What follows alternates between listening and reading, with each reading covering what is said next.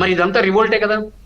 అందుకన్నాను AP land టైటింగ్ act లాంటి భయంకరమైన act ఒక దాన్ని తీసుకొచ్చి ప్రజల మధ్యకు వదిలితే, ఇప్పుడే విక్రమ్ గారు చెప్పారు, నేనే ఉత్తరాంధ్ర నుంచి నేనే అనేక ఉద్యమాలు చేశాను. ఏటుకొప్పాక, తాండవ, అనకాపల్లి, భీమసింగ్ షుగర్ ఫ్యాక్టరీలు, బంగారం లాంటి చక్కెర ఫ్యాక్టరీలు మూసింది ప్రభుత్వం.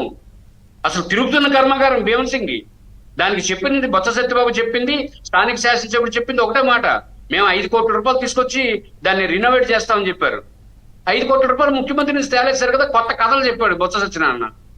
ఇప్పుడు ఎవరు వేస్తున్నారు చేరుకుంటాడు, దబాయింపు సెక్షన్ లో మావాడు ముందుంటాడు కదా, ఎవడేస్తాడు చేరుకుంటుంటాడు, ఎవడేస్తాడు, నువ్వు చెప్తే వేస్తాడు, నువ్వు చెప్పలేదు కదా, అది తిరుగుతుందో తెలియదు కదా, తిరుగుతుందని నేను ఎవడాపేమన్నాడంటే ప్రశ్నించడానికి ఓ రకంగా ప్రతిపక్ష పార్టీలకు అంత స్థాయి లేకుండా వదిలిపెట్టేశారు.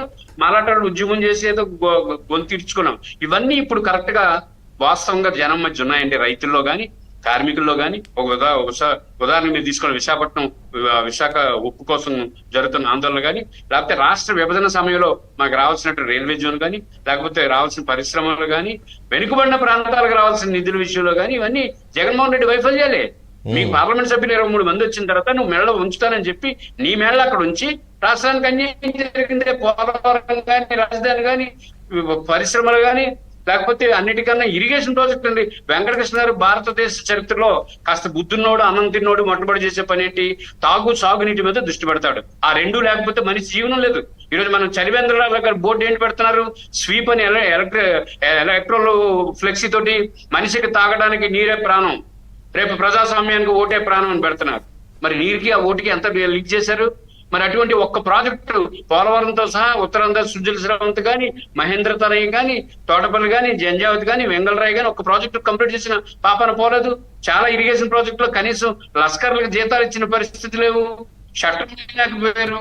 ఇంత దౌర్భాగ్యం ఎక్కడ లేదండి. ఇదంతా నిబిడి కప్పుని నిప్పులాగా ఉంది. ఇంకా ఇప్పటికీ కూడా ప్రజలు అలా గుండెల్లో పెట్టుకుంటున్నారు. ఎస్ రావాలి, పవన్ కళ్యాణ్ వస్తే జనం ఏంటండి, చంద్రబాబు నాయుడు గారు వస్తే జనం ఏంటండి, లేకపోతే ఈ రోజు నేనే చూశాను ఉత్తరాంధ్రలో ఐపర్ అది వీళ్ళందరూ వస్తే ఆ జనం ఫోటో అవుతున్నారు. ఎందుకు? ప్రజల గుండెల్లో ఆవేదన ఉంది, అదే జబర్దస్త్ టీం తిప్పుతుంటే. అందుకని మనం ఇంకొక మాట చెప్పుకోవాలి. మనం చూసుకుంటే ఒకసారి కడప, కర్నూలు, అనంతపురం, చిత్తూరులో 52 నియోజకవర్గాలు, 49 మన వైఎస్ఆర్సీపీ గెలిచింది. అక్కడ 3 పయ్యావుల కేశవు, చంద్రబాబు నాయుడు, బాలకృష్ణ ముగ్గురే గెలిచారు. మరి అక్కడ మనం మొన్న ఎమ్మెల్సీ గెలిచాం కదా. ఇప్పుడు చర్చ కూడా యాక్చువల్గా మొన్న గ్రాడ్యుయేట్స్ ఎమ్మెల్సీ ఎన్నికల్లో అవుట్ ఆఫ్ 3 తెలుగుదేశం పార్టీ గెలిచింది. దాదాపు 80 కాన్స్టిట్యున్సీలు, 80 నియోజకవర్గాలకు పైగా ప్రభావితం చేసిన ఎన్నికలు అవి. పట్టభద్రుల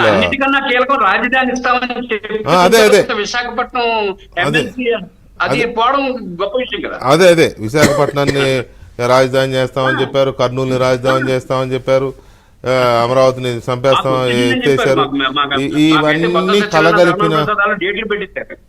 ఇవన్నీ కలగలిసిన ఎన్నికలు అవి. మూడు ఎన్నికలు, ఎమ్మెల్సీ ఎన్నికలు. ఆ మూడిటికి 3 తెలుగుదేశం పార్టీ స్వీప్ చేసింది. కాబట్టి ఇప్పుడు ఎలా ఉంటది అనేది ఒక్క నిమిషం బాబ్జీ గారు. ఏమి డౌట్ పడాల్సిన అవసరం లేదు. 34 శ్రీకాకుళం, విజయనగరం, విశాఖపట్నం 34, ఈస్ట్ గోదావరి, వెస్ట్ గోదావరి 34లో 90% కూటమి గెలుచుకుంటదండి, నో డౌట్. ఈ రోజు బీజేపీ పార్టీ నుంచి ఇక్కడ మీకు విచిత్రం చెప్తానండి, హెచ్చర్ల నియోజకవర్గంలో బీజేపీ క్యాండిడేట్, ఆ క్యాండిడేట్ మీద ఎవరికి మంచి అభిప్రాయం లేదు.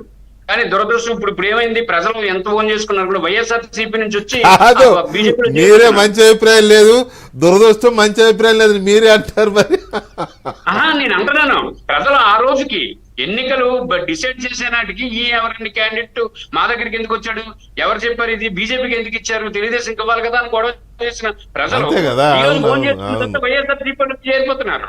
అవును, అంటే ప్రజలు ఏమనుకుంటున్నారు సార్, వెంకటకృష్ణ గారు రాష్ట్రంలో 2 ఓట్లు ఉన్నాయండి. ఒకటి జగన్మోహన్ రెడ్డికి అనుకూలం, జగన్మోహన్ రెడ్డికి వ్యతిరేకం. ఈ జగన్మోహన్ రెడ్డికి వ్యతిరేకం అన్నది రోజు రోజుకి పెరిగిపోయింది. ఈ పెరిగిపోయిన తర్వాత క్యాండిడేట్లు చూసే పరిస్థితి లేదు. నా అభిప్రాయం ఏం చెప్తున్నానంటే, సీఎం రమేష్ గారు అనకాపల్లి నుంచి పోటీ చేస్తుంటే ఇక్కడ ఈ రోజు బ్రహ్మాండమైనటువంటి ఆయనకి ఆదరణ లభిస్తా ఉంది. ఎందుకు అంటే ప్రభుత్వం వ్యతిరేకత. అవునవును, అంతేనే. ఇప్పుడు ఒక వేవ్ వచ్చినప్పుడు అక్కడ అభ్యర్థి కంటే రావాల్సిన ప్రభుత్వం ఏది, పోవాల్సిన ప్రభుత్వం ఏది ఇదే చూసుకుంటారు అంతే. తప్ప అభ్యర్థి అంతే. అనేది అంతే. సెకండరీ అయిపోతుంది. సో ఒక్క జగన్ నిమిషం కూడా బాబుజీ అలాగే గారు, చేశారు ఆ రోజు. జగన్ కూడా అలాగే చేశారు. ఒక్క నిమిషం నెక్స్ట్ ఫేజ్ లో తీసుకుంటాను మళ్ళీ.